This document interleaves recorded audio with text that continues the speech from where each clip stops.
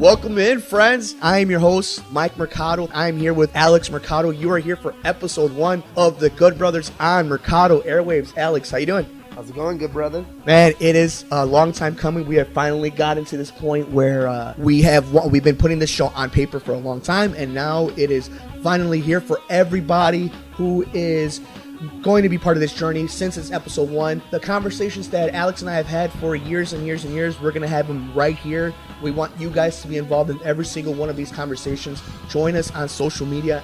I am on Twitter. You can follow me personally at mmercado2333. Alex is at Mercado21Alex. We're on iTunes at Mercado Airwaves. Subscribe to us on YouTube, youtube.com/MikeMercado2333. You can see all of the past shows that we are doing right here on Mercado Airwaves. These shows are sponsored by our producers over on patreon.com/Mercado Airwaves. You can see a bunch of tiers that we have that you might be interested in. It's a way that you guys get interactive with the show, direct where the show goes, and it means a lot to show the support that you guys are giving us. We really appreciate it. And while you're at it, visit us on iTunes, Mercado Airwaves. Like, share, rate, and review this show. It's going to be a lot of fun, Alex. When we get back, it's episode 1, The Good Brothers. It's Alex, it's Mike, here on Mercado Airwaves.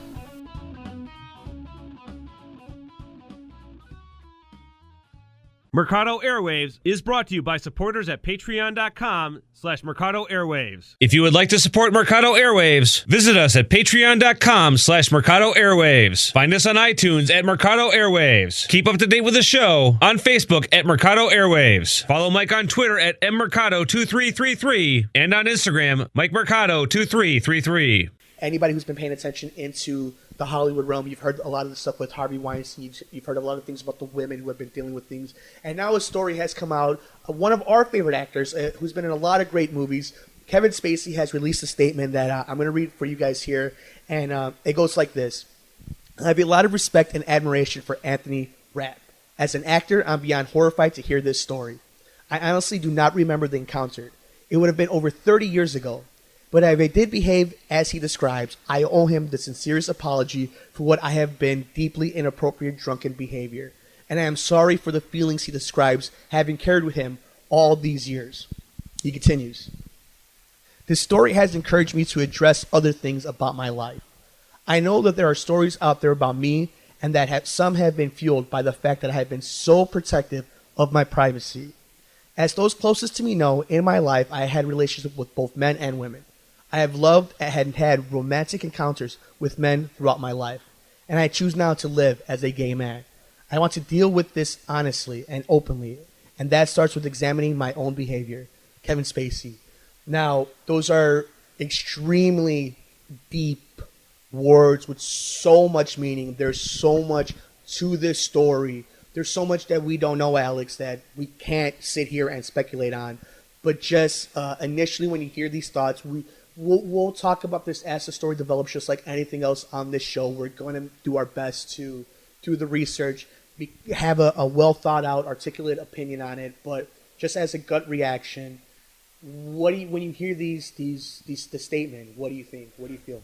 You know, it's tough for me being a cheer coach, so I deal with not only coaching young men and women, but working openly with gay men and women who have to hide it their whole life, and I see their struggle. So Kevin Spacey being one of our favorite actors, you hear the first part, you're very disturbed, you're very upset, because you never want to hear any child go through that.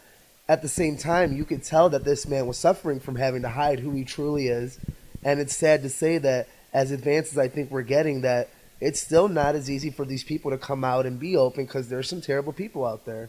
Open dialogue with this type of subject. Do you feel on this show this is subject matter, because it's going to be, as the show develops, as more people listen, it is going to be a subject that we're going to have to deal with on the air. We won't ignore major stories. We will do our best to be the distraction that people want to go to, but we are also human. Part of this civilization, we're part of this world, and things affect us different ways. Things will affect the way we come on the air and our attitudes toward things, the way we express things. There's going to be, it's just humans. That's what we are. So, obviously anybody who's followed me throughout any of our interviews or anything like that, you guys know I'm very much open to it. But just so we're upfront with it, since it's the ground floor, I mean, what do you feel about these types of subject matter? This subject matter needs to be discussed because it's a changing day, and I want a big silver lining here is through all this negative to these brave men and women out there who are coming forward, and they're going to make it easier for the next generation to be able to say, no, that's not okay. It's not okay the way you treat these people. So,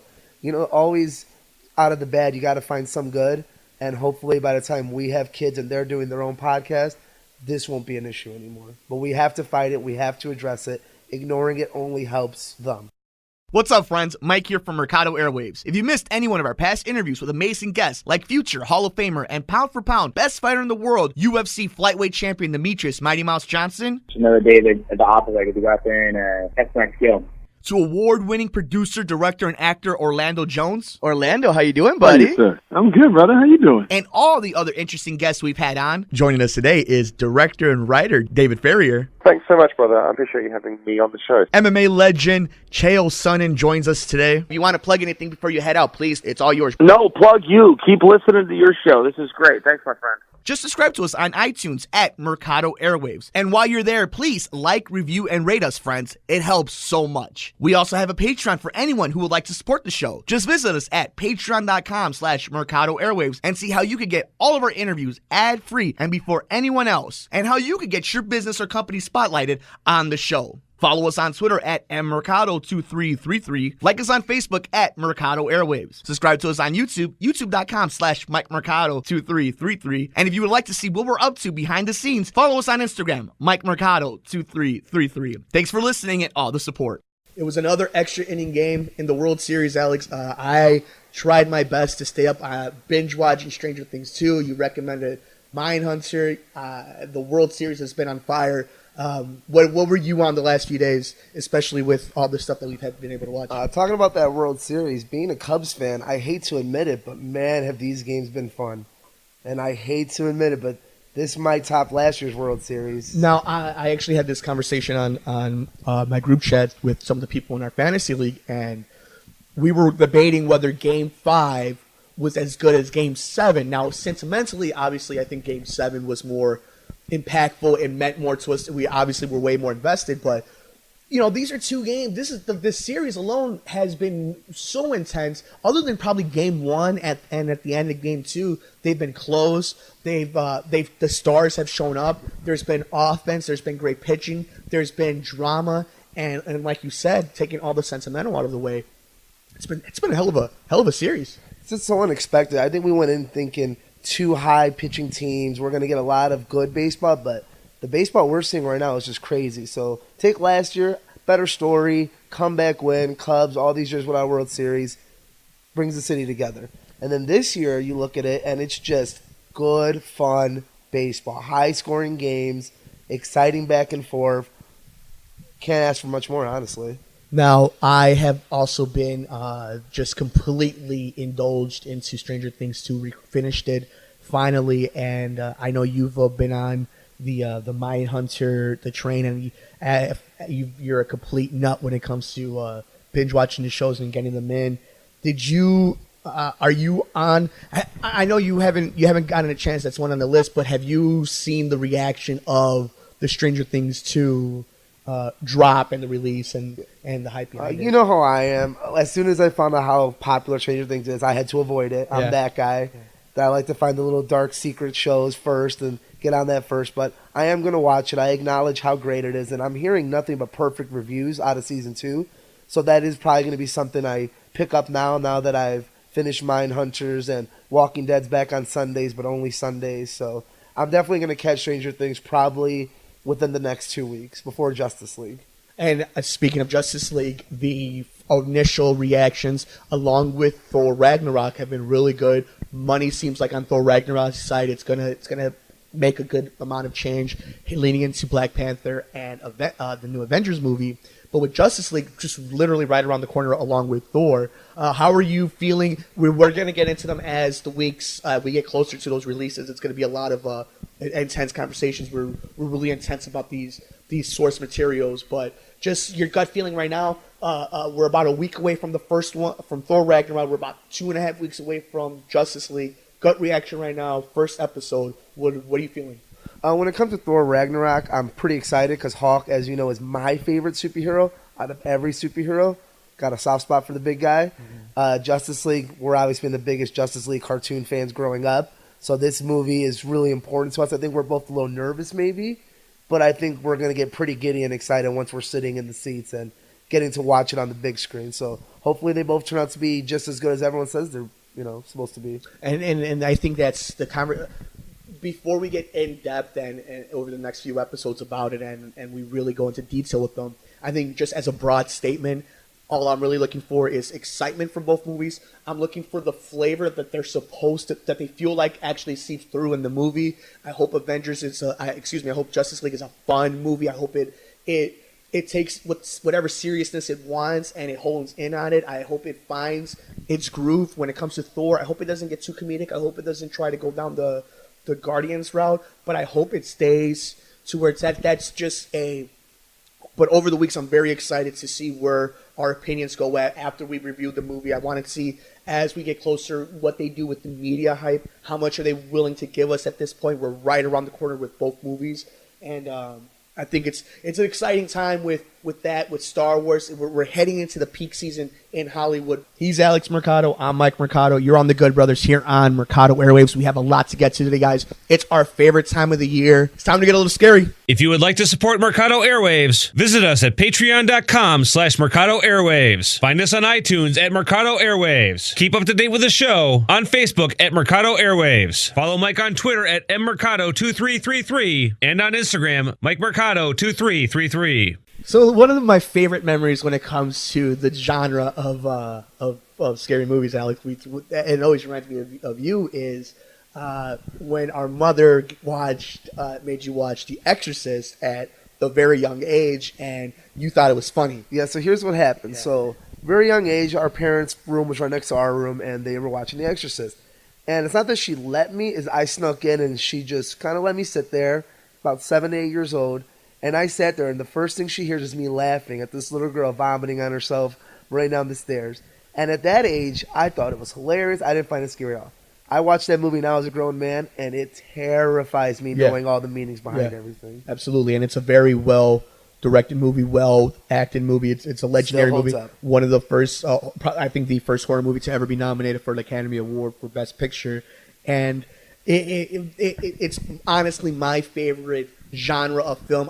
Obviously superheroes, and I don't even consider that a sub-genre anymore. Like this, the horror to me though is the opening gate for a lot of great directors. It's an opening gate to really explain cinema to people, because there's a lot of instinct and a lot of natural instincts and elements that go into these movies. Your fear, you're happy, if you watch some of these great old school slash movies, you get the hot blondes and the dudes in the Trans Ams, and it does all the senses. That's the word I've been looking for. It hits all the senses, and for me, one of my favorite low-key horror movies, because we're going to hit the heavy hitters in just a little bit. I mean, you can't talk horror movies without getting to our guys Freddy Krueger, Jason Voorhees, and Michael Myers, and even Leatherface, but I love Pinhead. I think Pinhead's a great one. I know you're going to agree with me on this one, huge Child's Play guy. Oh, Chucky's the man. Chucky's the man. I love all the Child's Play. I love how they evolved into their own sort of satire. And I think the newest one, Cult of Chucky, which we might talk about a little later in honorable mention picks, is amazing. And it does the series justice of keeping it going and just having fun. It's a killer doll. How serious are we going to take this killer doll? Now, I'm also a really big fan of, like, to me, the best scary movie type is zombie movies, just for the fact that it's an easy story to tell. It's really hard to mess up. The drama's always there. The atmosphere is always there. And I feel like you could put on any zombie movie and just get lost in it, no matter how good or bad it is, because you can envision yourself in there. So any one of the Romero Living Dead movies obviously are an easy pick for me. I won't even consider those a guilty pleasure. But my guilty pleasure scary movie is Jeepers Creepers and Drag Me to Hell. Those two, and I don't even know if I would put Drag Me to Hell in there because it's Sam Raimi, but the Jeepers Creepers movie is always just, and it hit me at the right time, right at the end of elementary school, right into middle school. So it hit me right at that spot where, I believe, I can see myself getting freaked out by a big devil demon bat. Like it was just perfect. Simple, yet so creepy, and it worked so well. The sequel was very good, and all these years later, they're still in process of making their part 3. Yeah. So that's what's crazy to me is that this series still holds up to people our age because, this guy's eating teenagers, eating kids. He's like a mix of everything that we were scared of growing up into this weird bat-like monster. Now let me ask you this: what makes a great horror movie? The tough part is horror movies are great because they've evolved so much. Started with the classic monsters, went into man-made killers, to more mythical killers, and now we're more in the paranoia, the dreams. Paranormal, paranoia. Exactly, the dream nightmares and stuff. But to me, it needs to be a purpose. Like, why are they doing this? What's the reasoning? Like, I know most people don't like background information, but you need a little bit to set the character up. You don't even maybe know who their parents were or where they were born, but some sort of influence of why they are the way they are. And if maybe simply they're just crazy, insane people. Now, what do you look for in a scary movie? You said what makes a successful scary movie, a horror movie. But when you're sitting down, and obviously you have a lot of taste for different movies, but if I were to tell you to sit down and make me a checklist of the things you need to get hit when you see a scary movie for it to be successful for you, what is it? See, I like realism. I like it to be a little more realistic. Like, I can imagine that happening to me. I can imagine feeling what they're feeling. And just good acting. It doesn't have to be from A-list actors, but I want to feel what they feel. I want to be caught up in what they're caught up. And I think the new It movie does a great job with those kids, bringing us back to that age of innocence, yet kind of little scoundrels, running around the town, running amok, swearing. And it was fun, and I believed it, and I could imagine myself at that age going through what they went through. So before we get to the modern classics, the foundation was built with these creature films, obviously with the Blob and the Godzillas and King Kongs and whatnot. But horror, to me, came around with Last House on the Left, with Texas Chainsaw Massacre, Friday the 13th, Halloween, and then obviously one of the heavy hitters came with A Nightmare on Elm Street. And a lot of these movies also came from the minds that would continue on breaking ground with George A. Romero, with Wes Craven, with John Carpenter.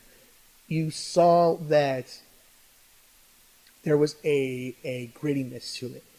And obviously we're talking about Halloween, Friday the 13th, and Nightmare on Elm Street. Now, I would argue that Friday the 13th may be the most entertaining of the three. But I don't think as a quality of series, it stands with the other two. Not saying that the other two have masterpieces beyond the first ones, but I believe A New Nightmare of Wes Craven's A New Nightmare is a phenomenal addition to that series. I love A Nightmare on Elm Street. I think Dream Warriors is good. I can't say the same thing about Friday the 13th. Like, Friday the 13th is a great movie. Twist ending. We can spoil it. It's like 30 something. Yeah, the mom obviously ends up being the killer. It's not Jason Voorhees. We see him in part 2. We don't get the hockey mask until part 3. So, but I don't think it holds up to the other two. See, in my opinion, I think the Nightmare on Elm Street movies are overall the best of the series.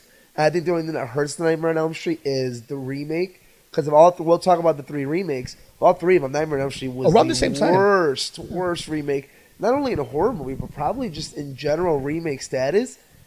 It was pretty terrible, and it really loses track of what made the original Nightmare on Elm Street, the original Freddy Krueger, so interesting and so fun, yet so scary and terrifying.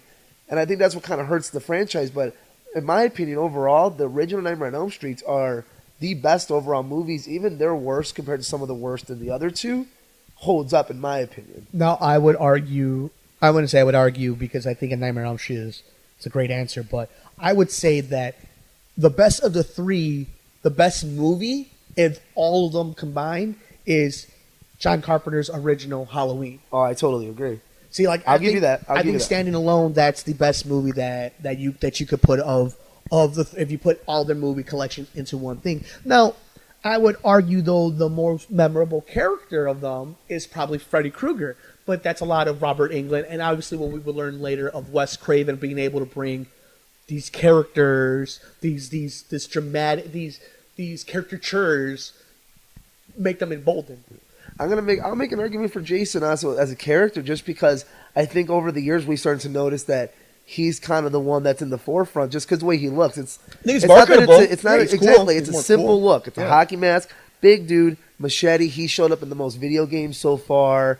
He's in a lot of TV. I mean, he got his own game now. I know they're bringing Freddy and Leatherface to it, but to me, recently we started to notice that something simple about him is so interesting to us still. Yet, arguably, it's the hardest to bring back because they've had the hardest time rebooting this thing. Exactly, which is so weird to you and me that we discussed for years. It's like, bring it back to the campgrounds. Now, we talked about the Nightmare remake. Friday the 13th, I actually quite enjoyed the Friday the 13th remake because I thought it was simple enough of just like, he's at camp, he's killing his kids. I know there's a dumb story with a locket and his mom, but overall, I liked how simple it was and how it's literally just a couple kids at a camp getting killed one by one. My problem is it's very unforgettable. It's a very unforgettable movie, and I guess for iconic type of characters, you would hope for more.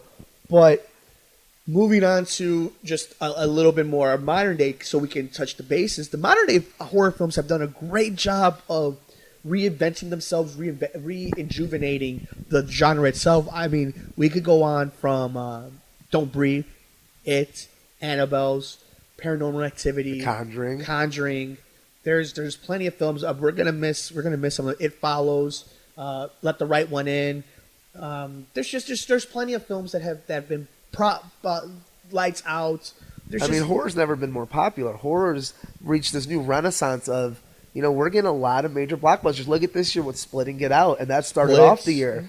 And, a story about Split is I went to the theaters with my friend Tommy.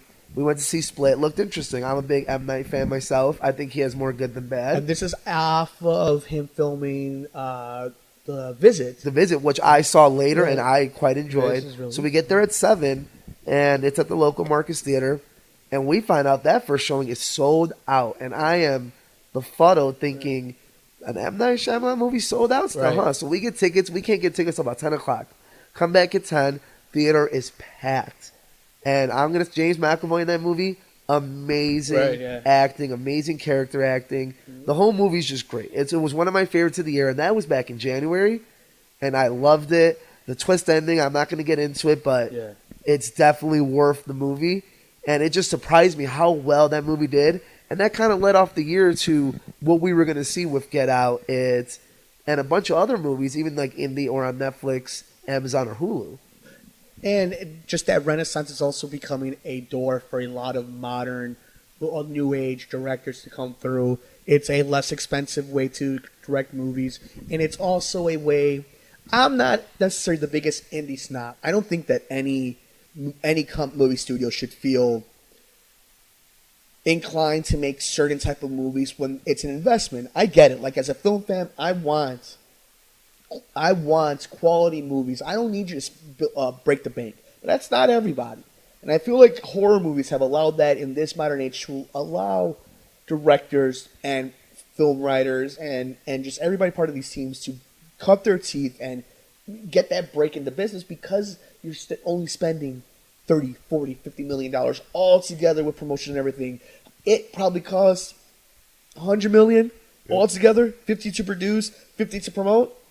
That sounds about right. Yeah, and you're gonna crush it at the box office, which it did and still is. It killed it. Yeah, it's probably gonna continue until these Thors and Justice Leagues kind of start nudging these movies out. Look at the movie like Alien, where they spent all this money on it and it didn't do anything. And part of it is quality of film. Exactly, Alien's getting to that point where the quality of film has gone down so much that they're staying alive by the character alone, the Xenomorph. And the Xenomorph is one of the greatest monsters ever created, and on a different episode, we'll talk about movie monsters specifically, but like you said, it's the quality's going down in these movies, and people just aren't willing to pay to watch these movies just for one cool character anymore. Now, when this time of year comes around, what are must-watches in your eyes? When the queue is up on Netflix, when you've got the movies ready to set up to go on demand, what are you ready must-watch when October 1st hits to October 31st on midnight? I think like the other day after your Halloween party, we got some of the essentials in the original Friday the 13th, the original Halloween, the original Nightmare on Elm Street, all must-sees. Now, I'm going to get into this conversation with the remake of the Halloween Rob Zombie version. I quite enjoyed. I know we saw it in the theater when it first came out. I know most people's opinions, they don't like it. They said it moves too far away from what the first Halloween did. And like you said, the first Halloween is probably one of the greatest horror movies ever made.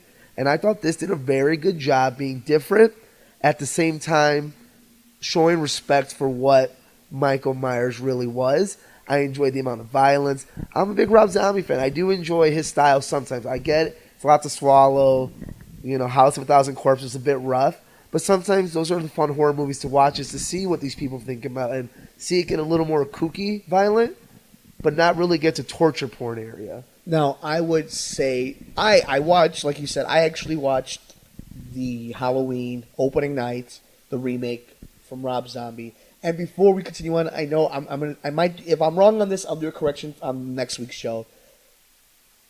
John Carpenter didn't like Rob Zombie's adaptation of Halloween, if I correctly remember his quotes. You know what I think the biggest thing was that they had started off kind of arguing, and then eventually they kind of settled in. Maybe. And showed a little respect to each other. Okay. But I know it definitely started off with a little back and forth between them talking about, did he ruin it? Did he do too much? But then it kind of settled in itself. Okay, so minimally there was some heat before or during or after the film. At some point, whether or not it affected anything or it affects conversation. It just mostly so it's out takes there. to what most people didn't like, which is a background story. Sure, a young Michael Myers. Now this is where I get into it.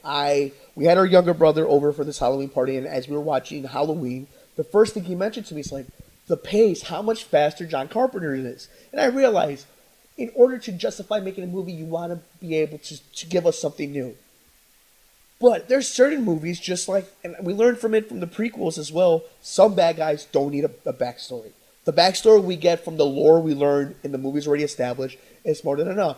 Now, my problem with Rob Zombie is not his style of directing. I think he's a phenomenal director. I think he has a great mind. I don't think he's an all-timer. I don't think he's on the level of some of these other directors, but he's a hell of a director. My problem with Rob Zombie is doing things for the sake of doing them. John Carpenter never had to show you certain things. Wes Craven planted things in your mind. Rob Zombie, there's no subtlety. That's his style. Quentin Tarantino, there's no subtlety. It's his style. I appreciate that. But with certain material calls for certain type of things. I think Rob Zombie would be better served up for Friday the 13th than he would have been for Halloween. The problem is Halloween is a better movie to sink your teeth into. I also think the bigger problem is the desensitization of our generation, because, our generation, we were born for Columbine. We were born for terrorist at-home terrorist attack, bunch of wars, bunch of random shootings. I mean, just recently this year with all the shootings. So it's one of those things where I respect what Rob Zombie did, because he's got to get in your face. Because back in, when the first Halloween came out, you could be a little more subtle and be scarier. But, you kind of have to grab kids' attentions nowadays. Like, I remember being that age and thinking, like, if you didn't grab me, I was out.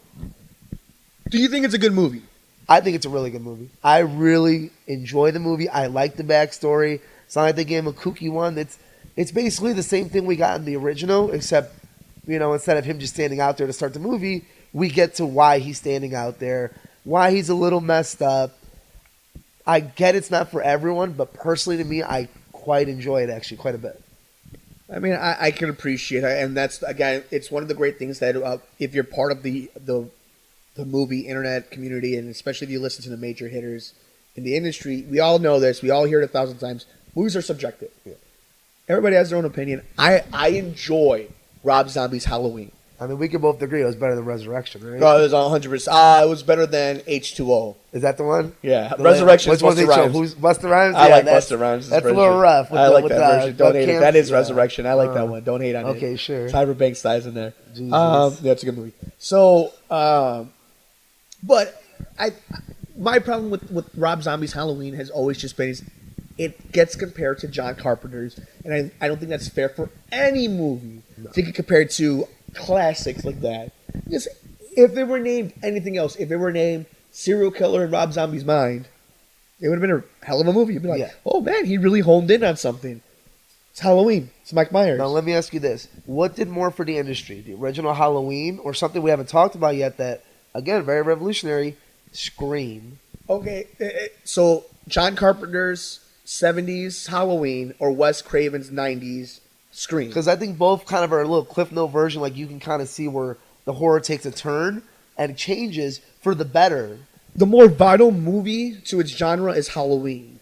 The better executed movie is going to be Scream. Like, I'm not going to argue what's a better movie. Scream's a better movie. The more vital one, though, if you're telling me like one is taken out of existence, if you take Halloween out of existence, there is no Scream. And here's the interesting thing: is in Scream they're watching Halloween. It's so influential. It's so in the DNA of the genre itself that it's meta. Where it's I mean, it breaks kayfabe. And it breaks, good wrestling term. And, I mean, just everything about it, the fact that it's a William Shatner mask, it just holds so much gravitas to it. Jamie Lee Curtis. Jamie Lee Curtis is in it. It's one of the first movies that has a heroine in it, and she's a complete badass. True. See, those are points that when you start talking about out loud, you start realizing, like, yeah, Halloween really is out of the three. Is the big dog. Yeah, you know? like Nancy's a great character. To be fair, I think Halloween probably as a franchise is probably the worst franchise when it gets to later sequels. But Halloween 1 is just such a perfect movie. I definitely think Friday the 13th really did its best to shit the bed when it comes to a lot of the series. And I mean, you know, I love when people go to space. I mean, Leprechaun in space, yes. Jason X. There it is. Very fun when people go to space. He's Alex. I'm Mike. You're on the Good Brothers here on the Mercado Airwaves. What's up, friends? Mike here from Mercado Airwaves. If you missed any one of our past interviews with amazing guests like future Hall of Famer and pound for pound best fighter in the world, UFC flyweight champion Demetrius Mighty Mouse Johnson, Another day at the office, I get to go out there and test my skill. to award-winning producer, director, and actor Orlando Jones, Orlando, how you doing, buddy? Thank you, sir. I'm good, brother. How you doing? and all the other interesting guests we've had on. Joining us today is director and writer David Ferrier. Thanks so much, brother. I appreciate you having me on the show. MMA legend Chael Sonnen joins us today. If you want to plug anything before you head out, please, it's all yours. No, plug you. Keep listening to your show. This is great. Thanks, my friend. Just subscribe to us on iTunes at Mercado Airwaves. And while you're there, please like, review, and rate us, friends. It helps so much. We also have a Patreon for anyone who would like to support the show. Just visit us at patreon.com/Mercado Airwaves and see how you could get all of our interviews ad-free and before anyone else, and how you could get your business or company spotlighted on the show. Follow us on Twitter at mmercado2333. Like us on Facebook at Mercado Airwaves. Subscribe to us on YouTube, youtube.com/Mike Mercado2333. And if you would like to see what we're up to behind the scenes, follow us on Instagram, Mike Mercado2333. Thanks for listening and all the support. What are you recommending for people this year's Halloween? A movie I recently watched is Raw on Netflix. It is, the easiest way to describe it, a coming-of-age cannibalism story. Now, it is a foreign film. I know some of our listeners hate to read, but trust me, it's worth it. It's very simple, but yet so well done. It's very modern, and I couldn't recommend it highly enough. Raw on Netflix. Check it out. Great movie. I recommend Train to Busan. One thing you'll learn about me is I am a zombie nut, and this is another movie where you're going to have to read. So sorry, guys, double whammy. You're going to have some homework to do. But it's another film that has a lot to do with using the zombie genre to describe today's humanity of go, go, go, work, work, work, try to move up the corporate ladder. It really infuses of how important family is. And behind all that is a zombie movie that's really good. Another foreign film, and it was people, beautifully done. Beautifully done. Well acted. Again, showing you how art is not based on language or anything. It's built off of just raw emotion that you feed off of another human. So, again, Alex picks Raw. I have Train to Busan. Both movies currently on Netflix, so make sure you get on them. You can follow them on Amazon. You can find them there too. We will try our best as we start thinking about shows to recommend. I think some of the better shows that Alex and I are fans of do a great job of not only recommending these shows or these movies and these episodes, but they give you an idea of where to find them outletly, how we find them, how we've watched them, and I think we owe our audience that much. If we're listening, if we watch something on Netflix, be like, hey guys, look what I found on Netflix, watch it. Exactly, we're like the middlemen. You know, we listen to these big ones like Colliders, these Screen Junkies, the Schmoes, and we love and respect those shows that we like to be the middleman and say, hey, I know there's a lot out there. We're going to watch a few of these things and say, hey, this is worth watching, or you know what, maybe this isn't really for the everyman. And that's, I guess, we're going to look at ourselves as the everyday nerd, the modern day nerd. And, we've early on the show, we've been able to hit a lot of the heavy-hitter classics. We've been able to hit some of the modern horror just this year alone. Maybe my favorite movie of 2017, along with Logan and stuff that we'll get into definitely as the year winds down. I think that's a movie that if you have not seen yet, and if it's still open in your theater, go watch it tomorrow. Go watch it before it's too late. That is, to me, no movie recently, let alone horror, has made me go home and just replay it on my mind over and just little scenes, looking for little details. It literally crawled into my subconscious, and for weeks, I was obsessed with it. Man, it was so freaky to me. I ate an entire bucket of popcorn within 30 minutes. Yeah. And I know you never eat the popcorn, laughing. really. Yeah. Usually I can, it's there to snack on throughout the whole movie. That movie messed with me so bad. I was done within 30 minutes, and I only thought, I'm like, man, I should have got some candy because I am nervous sitting here watching these scenes, and that's how I know I was truly having fun. And living here with Nicole, I would just walk around and be like, "You'll float too, you'll float too." And she hates scary movies to begin with, but Nikki let alone did not join us for that movie. No, and let alone for a clown, for Pennywise, no. She was not playing around with that. Just how amazingly Get Out, and especially Get Out and It this year specifically became so much part of the pulp culture that it's like getting lost in the I'm totally spacing out of it now. When they would get hypnotized, when he goes to the sunken place, to You'll Float Too, like just these things that just became part of the culture. Yeah, and then the funny thing is like you said, like it was so good that like I had to rethink that for Get Out because I really didn't remember, and I loved Get Out. We saw it in the middle of a day. We heard that it got good reviews. We're like, let's check this out. We like Key and Peele. We like these guys. Like, let's see what this guy can do directing. And we enjoyed that movie. It was like, I wouldn't say fun. Is that the right word? It was such an enjoyable movie on all levels. The meaning, the laughs, the entertainment value, the message was great. So, but again, with it, it's just that movie is going to change. It's changing the game again. It's another game changer. And people look back at the original and, I'll be the guy that says this. We all have rose-colored glasses when it comes to original It because Tim Curry's character It, revolutionary. Tim Curry, Pennywise. It's amazing. He's on that level, exactly, Pennywise, of that level of Freddy Krueger, Jason's, whatever.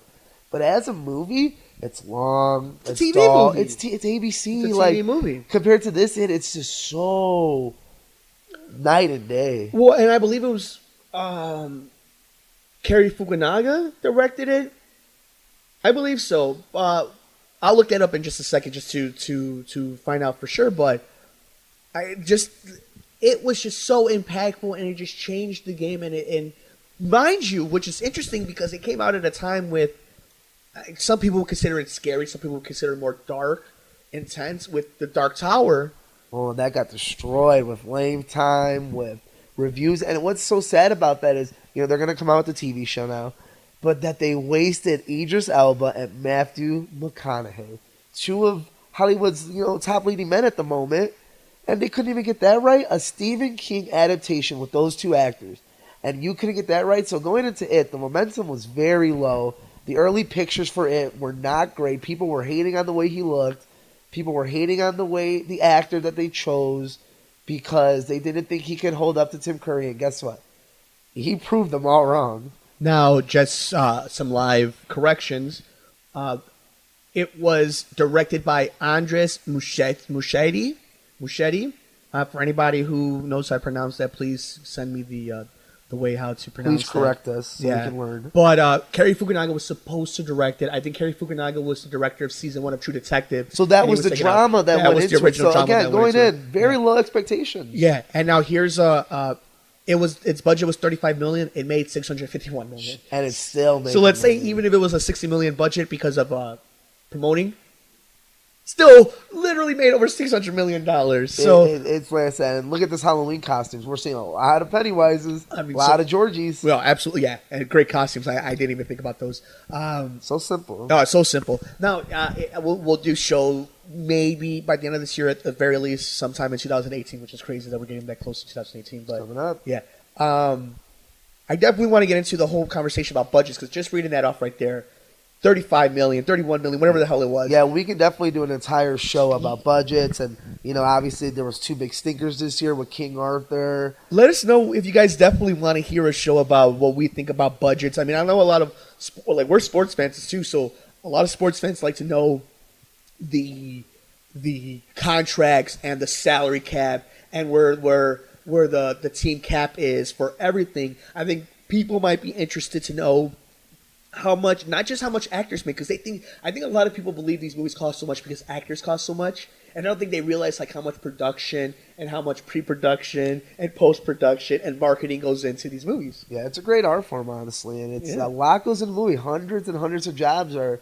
produced through these movies, which is very interesting to me that like some people are so quick to judge and throw down a movie, and I'm like, no matter how good or bad a movie is, a lot of people worked hard on it, and no one goes in saying I want to make a bad movie, but obviously sometimes it doesn't hit, but I think we should always appreciate the work that at least went into it. It's a sports conversation. It's the same thing. No team ever goes into a game wanting to lose. Yeah. But and here's the thing, I realize you have to be self-conscious enough to realize that we're gonna micro discuss these things. Yeah.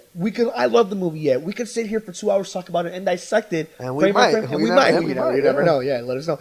But let us know if you guys are interested in a show like that. Follow Alex on Twitter at Mercado21 Alex. I'm at mmercado2333. Let me know if that's something you guys are interested in. Now, I know something that you guys are all interested in is picking our brains a little bit, and Alex came up with something kind of cool, so let's get to it. We're going to do a couple quick hits, and we'll try to do this at the end of every show. I got 3 this week. So I'll ask you, we'll both have a quick discussion, talk about it, a Halloween theme right now. So I'm going to go with first, favorite Halloween candy, or favorite candy in general, because, we have sweet tooths. I would say a 1A. 1 is Snickers. But since I've been with Nicole, Reese's Cups have made a huge jump. Tough choice. Pick one. Sophie's choice. Snickers. Oh, good man. I'd go with Runts. And I know it's a weird candy, the little box of fruits, the little heart-shaped thing that I don't even know which fruit it is, but they are my favorite. All right, quick hit number 2. Your favorite costume. Now, you and me will have arguments about whose costume was who. So I'm going to let you pick first which costume is your favorite. I'm hoping you didn't pick mine, but I think we're going to be in the same genre. But go ahead. Pick one. I'm going to pick one. All right, I'm going to pick one, but we're going to discuss all of them. Go ahead. All right. My favorite was Batman. Okay, see, my Batman costume. I thought you were going with Darth Vader. I'm going with Darth Maul. Okay, I thought you were going to go with Vader. I'd go Moth. But I'll give our parents a lot of credit. We had a lot of cool costumes, from Power Rangers to all the Star Wars characters. Even our little brother being lame, Jar Jar Binks. Yeah, he sure as hell was. Jar Jar Binks. They sold it to kids, and they did a good job selling it to kids. So all the superheroes. We had the other ones I had in my mind was the Darth Maul one. Darth Maul was one of my favorite ones. With the lightsaber, I loved it. It was one of the greatest ones. And I really loved the Mummy one that Mom got me. The King Tut mask? The King Tut one was really good. That was a good one, too. But we had some great ones. There was one year she bought me a werewolf mask and these long gloves. Your Jason Voorhees one year was very good, too. We've just had some great costumes. There was one literally made at a party. Alex was Steve Bartman. Marcos was Elvis Presley. We've had some great costumes at Halloween. Halloween's big in our family, I feel like. I think Scary's big in our family, back from Blockbuster when our mom would take us to get videos on a Friday night. Before Netflix had all the B movies, you'd have to go rent the B movies. R.I.P. Alex, this year at the Halloween party was a construction worker. Yeah, real simple. I didn't have a lot of time this year to get a costume, so I always got the construction helmet and vest with me. Of course, he was just because I don't want to be the guy that doesn't have a costume. I'd rather be something lame than nothing at all, honestly. He wears it on Fridays because it shows up his arms. I was Clark Kent and Nicole was Lois Lane. She dressed the poor dog up as Jimmy Olsen, even made him a little... What's funny is you two spent a month thinking about costumes, and you literally used none of the ones that we had come up with And here's the worst part. We came up with some good ones, but laziness is a real thing. It really is. It's hard. I know it's getting cold. People are working. I get it, but it's just funny that we had a list of costumes for you two. Keep going before I bury myself too much. All right, last one. Guilty pleasure horror movie, and I know there's a lot of them out there because our opinions could vary. What's a guilty pleasure horror movie? But in your opinion, what's your favorite? A guilty pleasure. Now, what do we consider guilty pleasure? Something that I'm embarrassed to be caught watching, or something that I know is bad, and I know it's bad when I'm watching it, but for some reason I just continue to Either or watch works it. for me. Either or. Just explain why. I want to know why you enjoy it and why you shouldn't, or people tell you shouldn't enjoy it.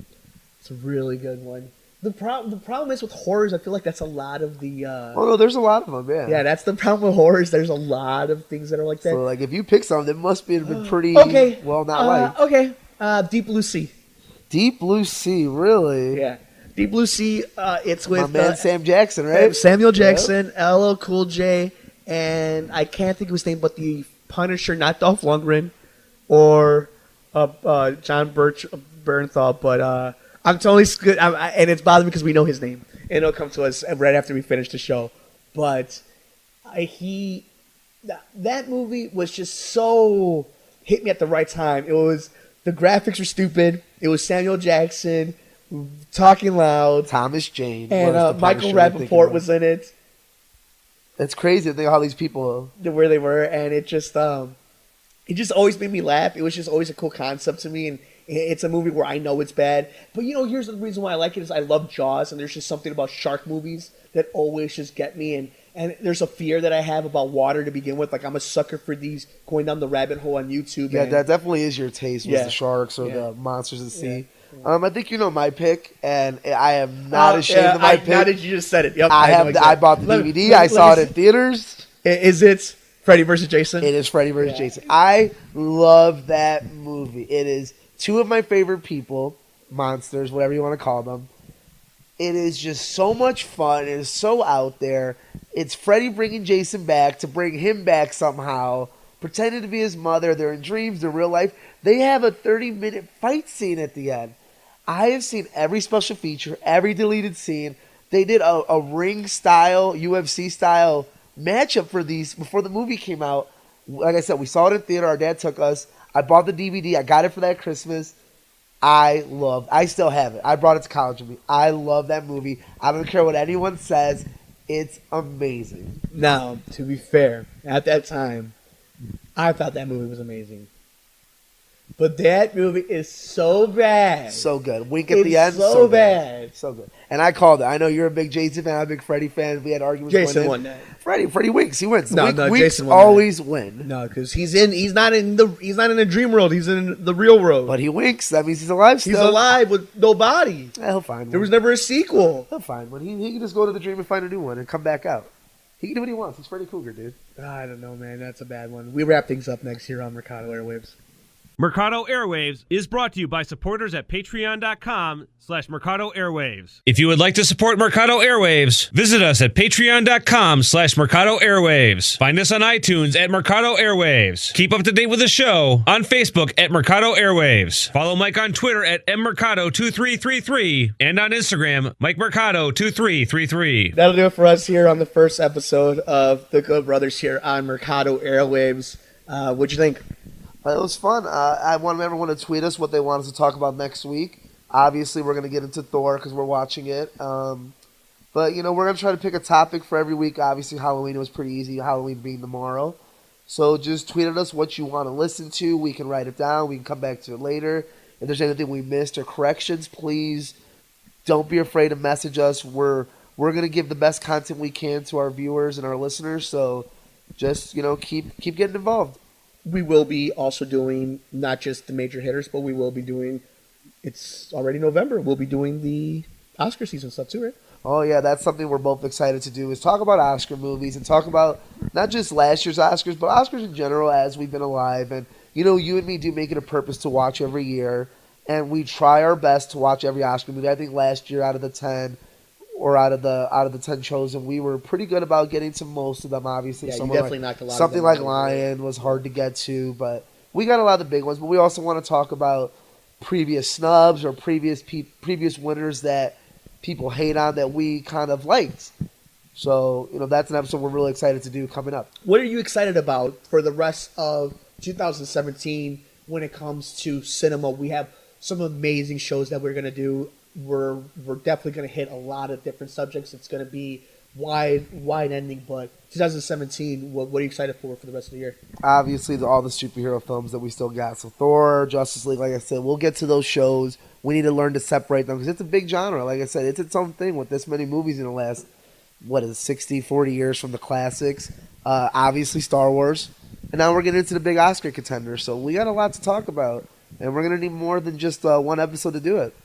It's going to be fun, guys. Thank you so much for joining us here on the very first The Good Brothers on Mercado Airwaves. Please be interactive with us. Follow all the links below, no matter where you're listening to them at. It means a lot to us, guys. It means a lot to us that you were so responsive to the brand new Pizza Night with Nick and Mike, and I'm so excited to hear your thoughts here on The Good Brothers. It's going to be a fun journey, guys. We have so much that we're going to get into next week. We're going to finish off the World Series. I'm going to finish off Mindhunters. Alex has some ideas of what he wants to talk to you guys about. Got anything you want to say before we go home? Just it was fun doing this. Can't wait to do the next episode. And when in doubt, Merc out. He's Alex. I'm Mike. You've been listening to The Good Brothers here on Mercado Airwaves. To be a part of the show, follow us on social media. Like us on Facebook at Mercado Airwaves. Follow us on Twitter.com at mmercado2333. And help the show out by liking, rating, sharing, and commenting on the show on iTunes/Mercado Airwaves. Subscribe to us on YouTube at youtube.com/MikeMercado2333. Check us out behind the scenes on Instagram, MikeMercado2333.